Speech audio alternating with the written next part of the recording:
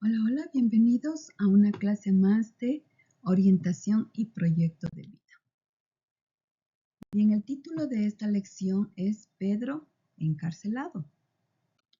Pero antes de eso vamos a meditar unos consejos. ¿Cómo podemos nosotros adoptar el hábito de celebrar tanto los logros grandes como los pequeños, ya que es una forma poderosa de mantenerte motivado, reforzar tu autoestima y crear un ambiente de gratitud y positivismo? ¿Sí? Es importante en nosotros siempre eh, cultivar hábitos que nos ayuden a crecer como personas. En primer lugar, veremos que tenemos que hacer es reconocer nuestros logros. Reflexiona diariamente en qué. Dedicar unos minutos y al final de cada día para identificar algo que hiciste bien, por más pequeñito que sea. Si alguna tarea pequeña que tú lo realizaste en el día, es importante que tú lo identifiques esa tarea, que lo cumpliste y vas a llevar un registro de las demás. Usa un diario, una aplicación o una lista donde anotes tus logros, ¿sí? Ver también tu progreso acumulado y todo eso es muy motivador. Define qué celebrar. Puedes celebrar logros grandes, como completar un proyecto importante, lograr una meta personal o recibir un reconocimiento. También puedes celebrar logros pequeños. Por ejemplo, hacer ejercicio. Si en este día alcancé a hacer ejercicio media hora, 15 minutos, una hora. Cumplir con tus tareas diarias. Sí, qué sé yo, hoy aprendí una buena lección de inglés, de piano o de lo que sea. Y darte unas pequeñas recompensas, como por ejemplo, bueno, me tomaré mi café favorito o voy a leer un capítulo extra de este libro que me encanta o voy a ver una película, ¿sí? Entonces, esas recompensas pequeñas puedes darte el gusto de compensar lo que tú has hecho. También cuéntale a alguien de tu confianza tus logros para que juntos puedan celebrar. Hazlo parte de tu rutina. Crea un ritual, por ejemplo, después de completar una tarea, tómate un momento para reconocerlo con una frase como, oh, esto es un paso más hacia mi meta. ¿Sí? Por ejemplo, mi meta es ser arquitecto, mi meta es ser enfermera, mi meta es ser chef, lo que sea. ¿Sí? Entonces, poquito a poquito vamos a ir subiendo peldaño tras peldaño. Al final de la semana, haz un repaso de lo que lograste y busca formas de celebrar, aunque sea con un momento de relajación, de descanso. Celebra el proceso, no solo los resultados. A veces, lo más importante es reconocer el esfuerzo que pones, incluso si los resultados aún no son perfectos. ¿Sí? Celebra haber comenzado, haber aprendido algo nuevo o haber persistido frente a un desafío. Celebra en comunidad, fortalece tus relaciones y multiplica tu felicidad. Usa afirmaciones positivas como estoy contento, estoy orgulloso de lo que con la ayuda de Dios he logrado hasta aquí. Al celebrar creas un ciclo positivo, refuerzas tu confianza, te motivas para seguir trabajando y aprendes a disfrutar del camino hacia tus metas. Recuerda que cada paso cuenta y merece ser reconocido. Bien, después de escuchar estos consejos, vamos a la historia bíblica, ¿sí? Que se titula Pedro encarcelado. Está registrado en Hechos, el capítulo 12. Por este tiempo nos dice que en el año más o menos 43 después de Cristo, el rey Herodes Agripa, si este rey Herodes era judío, era como un gobernador, ¿ya? Este rey Herodes Agripa, incitado por los sacerdotes, comenzó a perseguir a algunos creyentes de la iglesia. Mandó a matar a espada al apóstol Santiago, hermano de Juan, que a veces se lo decía también Jacobo. Entonces Jacobo o Santiago es la misma persona. Recordemos que era hermano del discípulo Juan, el discípulo amado. Había pasado como 13 años desde que Jesús ascendió al cielo cuando Felipe murió decapitado. ¿Pero por qué murió decapitado? Porque él predicaba la palabra de Dios, ¿sí? Porque él hacía todas las cosas que el Señor había mandado, pero como los sacerdotes, los enemigos de Dios, ¿sí? Buscaban todo pretexto para aniquilar a los cristianos, entonces pidieron a Herodes de que decapite a Santiago o a Jacobo. Bien, vamos a ver que Jacobo fue uno de los primeros mártires entre los apóstoles. Recuerden que había 12 discípulos menos Judas, quedaban 11. Luego habían puesto a otro como discípulo, a Matías, ¿ya? Y de los primeros en ser mártires fue Jacobo o Santiago. Su vida de Santiago era una vida de ejemplo, una vida de cómo él confiaba en Dios, incluso en los momentos más difíciles y peligrosos. Aunque la muerte de Jacobo puede parecer trágica, porque en verdad la muerte es trágica, los cristianos tienen la esperanza de la vida eterna.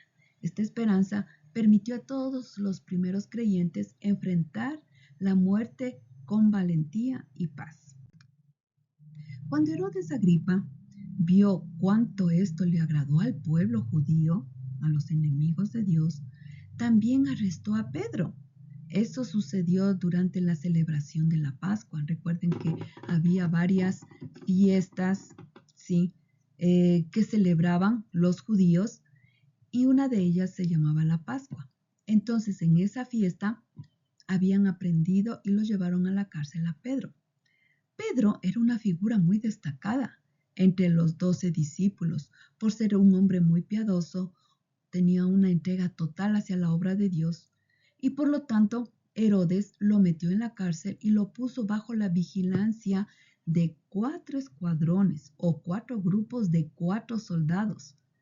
Sí, en total 16 soldados. Imagínense 16 soldados para cuidar a una sola persona que estaba dentro de la cárcel, dentro de unos barrotes fuertes, encadenado, ¿sí? Entonces, como que era un poco exagerado, pero sin embargo, así lo hizo Herodes. Y dijo, bueno, que pase las fiestas de la Pascua, entonces ahora lo voy a juzgar y lo voy a condenar a muerte. Pero mientras Pedro estaba en la cárcel, sí, ya algunos días, la iglesia empezó a orar fervientemente por él.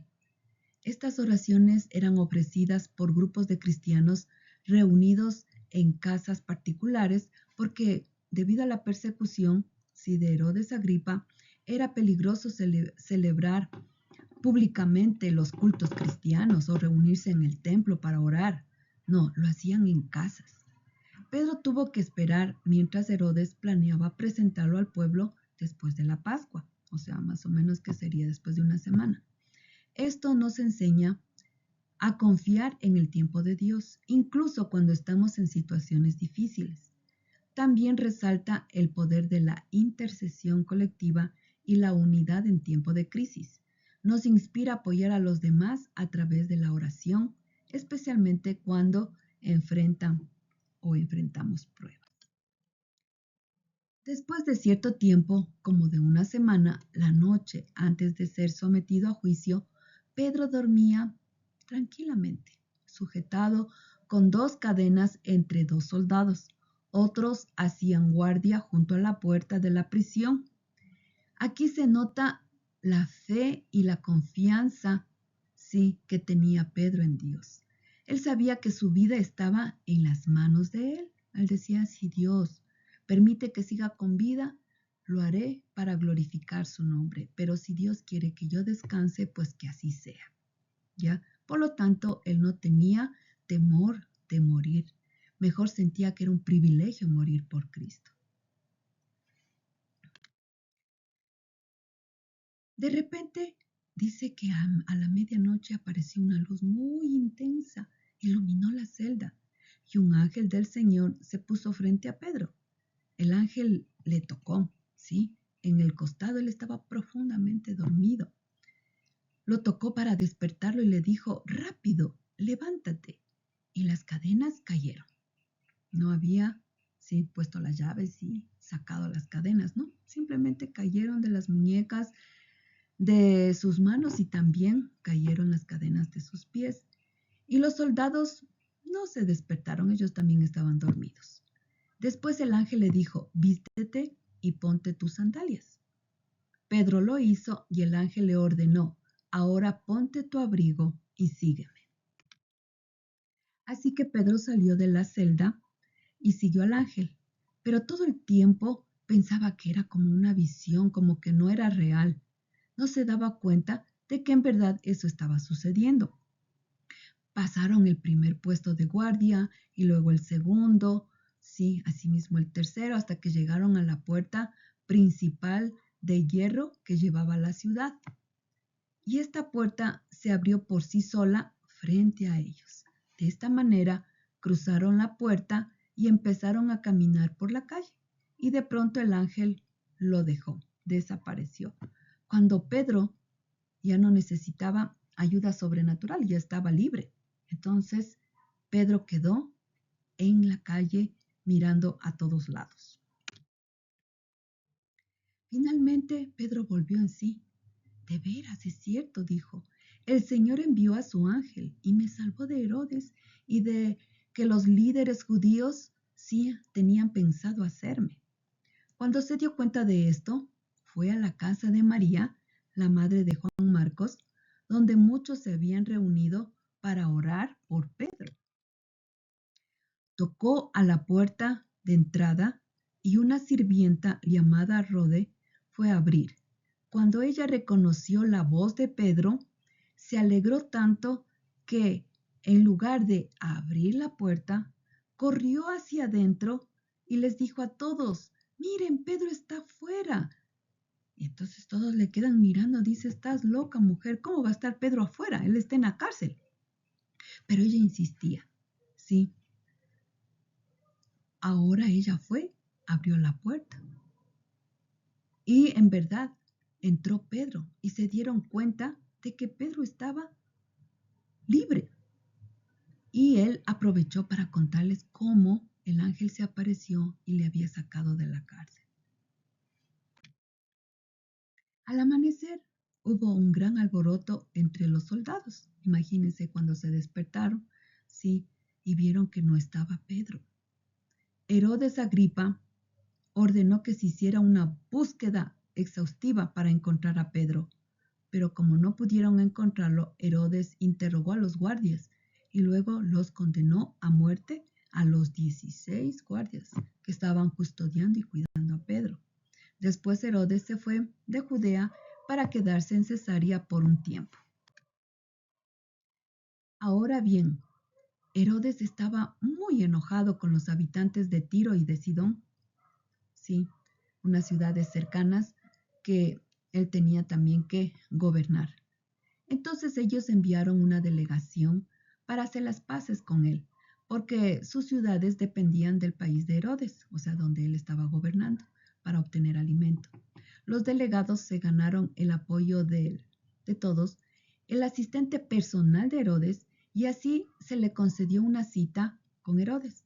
Cuando llegó el día, Herodes se puso sus vestiduras reales, lo más elegante, se sentó en el trono y les dio un discurso, sí, con una gran elocuencia. El pueblo le dio una gran ovación gritando, uy, él habla como Dios, sí, tiene la voz de un Dios, no la de un hombre. Y empezaban a adularle y a alabarle a Herodes. Al instante, un ángel del Señor hirió a Herodes con una enfermedad. ¿Por qué? Porque él aceptó la adoración de la gente en lugar de darle la gloria a Dios, ¿ya? Porque Herodes era judío, él tenía el conocimiento de Dios, él sabía que él no era Dios, sin embargo, él recibió la alabanza como como si lo fuera. Prácticamente se dejó llevar de su orgullo. Así que murió carcomido por gusanos. Imagínense, todo el cuerpo empezó a salir gusanos y a comérselo. El mismo ángel que libró a Pedro de la cárcel, que lo salvó, ¿sí? El mismo ángel tocó a Herodes para destruirlo. Herodes Agripa murió más o menos como en el año 44, él tenía 53 años de edad. Herodes, como dijimos, se llenó de orgullo. Cuando la multitud lo alabó como un dios, por no darle la gloria a Dios, fue juzgado y murió de manera trágica. Aquí vemos que la soberbia y la falta de reconocimiento de la gloria de Dios conducen al juicio. Esto nos llama a vivir con humildad, reconociendo que todo lo que somos, todo lo que tenemos, proviene ¿de dónde? De Dios.